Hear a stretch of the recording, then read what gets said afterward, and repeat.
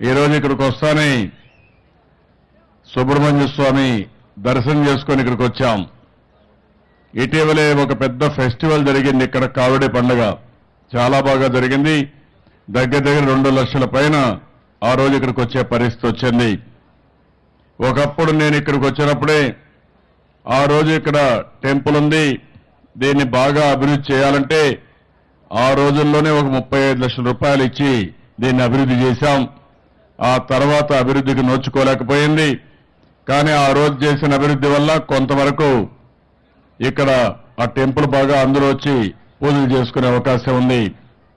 పక్కనే మీరు చూస్తే అగస్తా స్కూల్ ఒకటి ఉంది, అది కూడా ఒక సైంటిఫిక్ స్కూల్ పెట్టి ఆ రోజు ఇచ్చింది పిల్లల్లో విజ్ఞానాన్ని పెంచడం కోసం, సైన్స్ కానీ టెక్నాలజీ కానీ ఇలాంటి విషయాలన్నీ మీలో ఒక చైతన్యం తీసుకురావడం కోసం ఆ రోజు ఈ కార్యక్రమాన్ని చేయడం జరిగింది. ఇంకో పక్క ద్రవిడ యూనివర్సిటీ, ఆ రోజు నేనే దానికి ప్రాధాన్యత ఇచ్చి కాలేజీ బిల్డింగ్స్ దగ్గర నుంచి అన్ని కూడా డెవలప్ చేశాం. ఈ రోజు 4 రాష్ట్రాలకు సదరన్, ఇప్పుడైతే 5వ రాష్ట్రం కూడా తెలంగాణ వచ్చింది, 5 రాష్ట్రాలకు కలిసి ఉన్నటువంటి ద్రవిడ యూనివర్సిటీ కుప్పంలో ఉండడం మనందరి యొక్క అదృష్టం అని చెప్పి కూడా నేను మీకు తెలియజేస్తున్నా. అది కూడా గుడిపల్లిలో ఉండడం చాలా సంతోషం. ఒక పక్క కేరళ మలయాళ కానీ, ఒక పక్క తమిళనాడు తమిళ్ కానీ, కర్ణాటక కన్నడ కానీ, ఆంధ్రప్రదేశ్ తెలంగాణ నుంచి తెలుగు భాషలకు కానీ, ఇవన్నీ కూడా మనకుండే కల్చర్స్ ని, మనకుండే భాషల్ని దీనిపైన పరిశోధనలు చేయడం కోసం, అదే మాదిరిగా దక్షిణ భారతదేశంలో ఉండే అందరినీ కలిపే స్థానంగా ఈ ద్రవిడ యూనివర్సిటీ ఉంది. అది కుప్పంలో ఉండడం మనందరికీ అదృష్టం. ఒక పక్క చూస్తే తమిళనాడు వస్తుంది, ఒక పక్క చూస్తే పక్కనే కర్ణాటక కూడా వచ్చే పరిస్థితి ఉంది.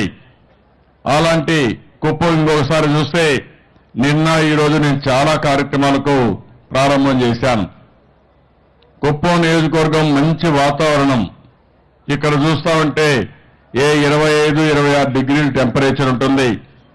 మంచి ఎండాకాలం కూడా 30-34 కంటే మించే పరిస్థితి ఉండదు. మన రాష్ట్రంలో చూస్తే, ముఖ్యంగా మన చిత్తూరు జిల్లాలో చూస్తే ఆర్సిలీ హిల్స్ తర్వాత అంత చల్లగా ఉండే ప్రదేశం ఏదైనా ఉందంటే ఈ సుబ్రహ్మణ్యేశ్వర స్వామి టెంపుల్ పరిసరాలని చెప్పి కూడా నేను మీ అందరికీ విజ్ఞప్తి చేస్తున్నా.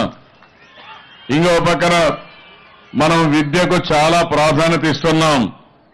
చిత్తూరు జిల్లాలో అనేక విద్యా ఇన్స్టిట్యూషన్స్ వచ్చాయి. ఒక పక్క వెంకటేశ్వర యూనివర్సిటీ, ఇంకో పక్క పద్మావతి యూనివర్సిటీ, ఇంకో పక్క చూస్తే సెంట్రల్ ఏదైతే కేంద్రీయ సాంస్క్రిట్ యూనివర్సిటీ ఇంకోటి వచ్చింది.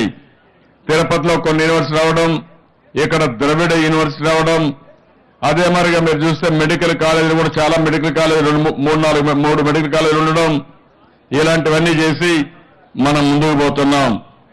నిన్ననే మీరు చూస్తే తిరుపతిలో ఐఐటి కేంద్రం శాంక్షన్ చేసింది, తిరుపతిలోని ఐజర్ కూడా శాంక్షన్ చేశారు, శ్రీ సిటీలో IIIT వస్తా ఉంది. ఇవన్నీ చూసినప్పుడు చిత్తూరు జిల్లా నాకు ఏమాత్రం అనుమానం లేదు, చిత్తూరు జిల్లా ఒక విద్యా కేంద్రంగా తయారవుతుంది. దాంట్లో ఎవ్వరికీ ఏమాత్రం అనుమానం లేదు. అందులో అగ్రస్థానంలో ఈ కుప్పం నియోజకవర్గం ఉంటుందని చెప్పి కూడా మీ అందరికీ తెలియజేస్తున్నాను. నిన్ననే నేను ఈషా ఫౌండేషన్ జగ్గే వాసుదేవన్ గారు, మీకు అందరూ తెలుసు, ఒక మంచి స్పిరిచువల్ లీడర్, కోయంబత్తూరులో ఉండి చాలా బాగా మన రాష్ట్రం మన దేశంలోనే కాకుండా ప్రపంచంలోనే ఒక మంచి పేరు తీసుకొచ్చారు. బ్రహ్మాండంగా ప్రమోట్ చేసి మనకంటూ ఒక ప్రత్యేకత తీసుకొచ్చారు. నేను ఇటీవల కాలంలో హైదరాబాద్లో 3 రోజులు ఒక వర్క్షాప్ కూడా పెట్టాను. అలాంటి వ్యక్తి కుప్పం నియోజకవర్గాన్ని ఎంపిక చేసుకుని మన నియోజకవర్గంలో ఏదైతే ప్రైమరీ ఎడ్యుకేషన్ ఉందో పిల్లల్లో బాగా ఒక చైతన్యం తేవడానికి మంచి ఫౌండేషన్ వేయడానికి ముందుకొచ్చారు. నిన్నే ఎంఓయూ చేశాం. అది కాని వస్తే రాబోయే 2-3 సంవత్సరాల్లో నాకు ఏమాత్రం అనుమానం లేదు, కుప్పంలో ఉండే పిల్లలు బ్రహ్మాండంగా రాణిస్తారు, మంచి నాలెడ్జ్ వస్తుందని చెప్పి కూడా నేను మీకు తెలియజేస్తున్నాను. మనకు ఇంకా కొన్ని ఇబ్బందులు ఉన్నాయి. రాష్ట్ర విభజన వల్ల ఆంధ్రప్రదేశ్ రాష్ట్రానికి ఎలాంటి ఇబ్బందులు వచ్చాయో మనం కుప్పానికి కూడా మొదటి నుంచి చాలా సమస్యలు వచ్చాయి. ఇక్కడ చదువుకున్న వారి సంఖ్య తక్కువ, దానివల్ల ఉద్యోగాలు చేసే వాళ్ళు కూడా సంఖ్య తక్కువ. ఈ రోజు చూసే దగ్గర 250 టీచర్ పోస్టులు ఖాళీగా ఉండే పరిస్థితి వస్తా ఉంది. ఇవే 250 500 పోస్టులు ఖాళీలు ఉండే పరిస్థితి వస్తా ఉంది. నేను అందుకనే కలెక్టర్ చెప్పాను, ఇప్పుడు డిఎస్సి పెట్టాం, అందులో ఎంపిక చేస్తున్నాం. ఒకవేళ లేట్ అయినా ఎవరైతే ఈ ప్రాంతం వాళ్ళు సెలెక్ట్ అయ్యారో వాళ్ళందరికీ ఆర్డర్స్ ఇవ్వండి. స్పెషల్ టీచర్స్ గా వాలంటీర్స్ గా పనిచేస్తారు. తర్వాత వచ్చిన తర్వాత పర్మనెంట్ టీచర్స్ గా వాళ్లే ఉంటారని చెప్పి కూడా నేను చెప్పాను. ఈ రోజు ఇక్కడికి వచ్చినప్పుడు గవర్నమెంట్ జూనియర్ కాలేజ్ బిల్డింగ్ కోసం 5,50,00,000 రూపాయలతో ఇప్పుడే నేను ఫౌండేషన్ వేశాను. పని రేపటి నుంచి ప్రారంభమవుతుంది. ఇది వస్తే one of the best infrastructure తయారవుతుంది. అదే మరి కుప్పంలో బీసీ గర్ల్స్ హాస్టల్ కోసం 80 లక్షలు శాంక్షన్ చేశాం. ఇంకో పక్కన మీరు చూస్తే ఏదైతే అక్కడనే అడిషనల్ రూమ్స్ కావాలని ఒక 70 లక్షల రూపాయలు శాంక్షన్ చేశాం.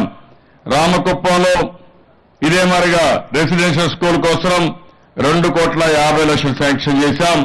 ఇంకో పక్క ల్యాబొరేటరీ కోసం మిగిలిన ఇన్ఫ్రాస్ట్రక్చర్ కోసం AP social welfare residential school junior college అవుతుందో అందులో కూడా 77,50,000 రూపాయలకు ఫౌండేషన్ వేశాం.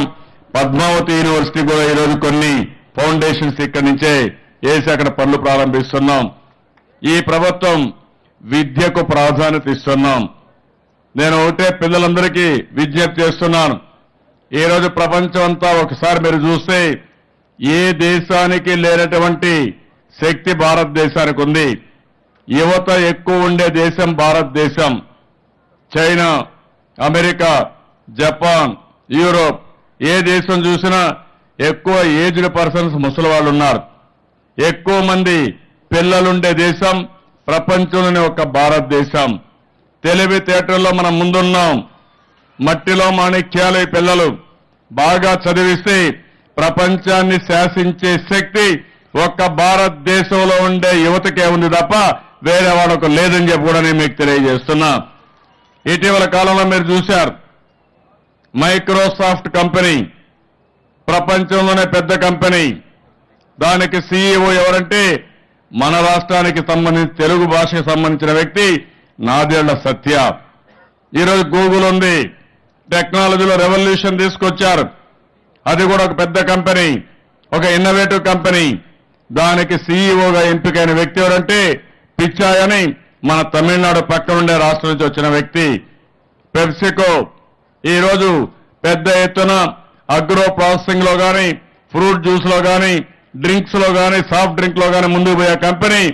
దానికి సీఈఓ ఇందిరా నూయి, తమిళనాడుకు సంబంధించిన వ్యక్తి.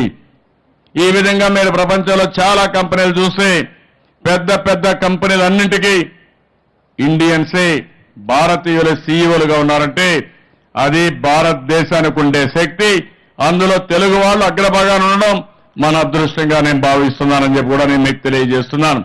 పిల్లలు బాగా చదువుకోండి, మీ భవిష్యత్తు బంగారు భవిష్యత్తు అవుతుంది. దాంట్లో ఏ మాత్రం కూడా అనుమానం లేదని చెప్పి కూడా మరొకసారి విజ్ఞప్తి చేస్తున్నా. ఈరోజు మా డాక్రా సంఘాలున్నారు. నేనే సంఘాలు పెట్టాను. నేనే ఆ రోజు పొదుపు దిమ నేర్పించాను, రివాల్వింగ్ ఫండ్ ఇచ్చాను. అంతేకాకుండా ఆ రోజు మీరు చూస్తే పెద్ద ఎత్తున దీపం పెట్టి మీకందరికీ వంట గ్యాస్ సిలిండర్లు ఇచ్చాం. ఈ రోజు మళ్లీ నేను వచ్చేటప్పటికి డాక్రా సంఘాలు నిర్వీర్యం అయిపోయినాయి, ఇబ్బందులు పాలైనాయి. అందుకే నేను ఆలోచించి మిమ్మల్ని ఆదుకోవాలనే ఉద్దేశంతో ఈరోజు పెద్ద ఎత్తున కార్యక్రమాలు చేశాం. ఎవరైతే డాక్రా సంఘాల్లో ఉన్నారో ఒక్కొక్కరికి 10,000 రూపాయల చొప్పున పెట్టుబడి నిధి కింద మీకు ఆర్థిక సహాయం చేసేందుకు ముందుకు వచ్చాను. ఇప్పటికే మీరు చూస్తే ఒక్కొక్కరికి 3,000 రూపాయలు ఇచ్చాను. నేను ఈ అనౌన్స్మెంట్ ఇచ్చినప్పటి నుంచి ఎవరైతే డబ్బులు కట్టలేదో వడ్డీ వేశారంటే 1,350 కోట్ల రూపాయలు వడ్డీ మాఫీ చేసి ఆ డబ్బులు నేరుగా మీ అకౌంట్లో వేసి మిమ్మల్ని వడ్డీ భారం లేకుండా చేసిన ఘనత ఈ ప్రభుత్వాన్ని అని చెప్పి కూడా నేను మీకు తెలియజేస్తున్నాను. ఇదే కాదు, ఈరోజు నేను ఒకటే ఆలోచిస్తున్నాను, డాక్రా సంఘాల ఆధారంగా అన్ని పనులు మీకే ఇవ్వాలనుకుంటున్నాం. ఇసుక అమ్మకం మీకే అప్పచెప్పాను. వరి ధాన్యాన్ని సేకరించే బాధ్యత మీకే అప్పచెప్పాం. రేపు రాబోయే రోజుల్లో మండలానికి ఒక మెడికల్ షాప్ పెడుతున్నాం, జనరిక్ మెడికల్ షాపులు పెడుతున్నాం. చౌక ధరకేది మందులన్నీ వ్యాపారం మీకే అప్పచెప్తున్నాను. అదే మరిగా అన్ని గ్రామాల్లో అన్ని స్కూల్స్ లో ఏవైతే ఇప్పుడు స్వచ్ఛ ఆంధ్రప్రదేశ్ కింద పెద్ద ఎత్తున కార్యక్రమాలు చేపట్టాం, కమ్యూనిటీ మరుగుదొడ్లు చేపట్టాం. 50,000 స్కూల్స్ లో ఈరోజు మరుగుదొడ్లు పూర్తి చేశాం. అది మెయింటైన్ చేసే బాధ్యత కూడా డాక్రా సంఘాలకే ఇస్తున్నానని చెప్పి కూడా నేను మీకు తెలియజేస్తున్నాను. నిన్నే నేను చూశాను, మీరంతా కూడా స్వయం ఉపాధి కింద ముందుకు పోవాలి. ఇంటికొకరికి ఉద్యోగం వచ్చే విధంగా ఉండాలి. మన గ్రామంలో ఎలాంటి వనరులు ఉన్నాయి, మనం ఉత్పత్తి చేసే వస్తువులకు డిమాండ్ ఏ విధంగా ఉందో మీరు ఒక్కసారి ఆలోచించుకోవాల్సిన అవసరం ఉంది. డైరీకి ప్రాధాన్యత ఇస్తాం, పాడి పరిశ్రమకు ప్రాధాన్యత ఇచ్చి అవసరమైతే ప్రతి ఒక్క ఇంటికి 2-3 ఆవులుంటే నెలకు ఒక 5,000 రూపాయల ఆదాయం వస్తుంది. మినిమం ఒక 5-6 వేల రూపాయలు వస్తుంది. దీనికి తోడుగా ఒక 4 పొట్టేళ్లు పెట్టుకుంటే ఒక 6-7 నెలలు మేపగలిగితే అందులో కూడా ఒక్కొక్క పొట్టేళ్ళకి 4,000 రూపాయలు వచ్చే అవకాశం ఉంటుంది. మినిమం ఎన్ని చూసుకుంటే ప్రతి ఒక్క కుటుంబానికి రెంటుల్లో నెలకు ఒక 10,000 రూపాయల ఆదాయం వస్తుంది.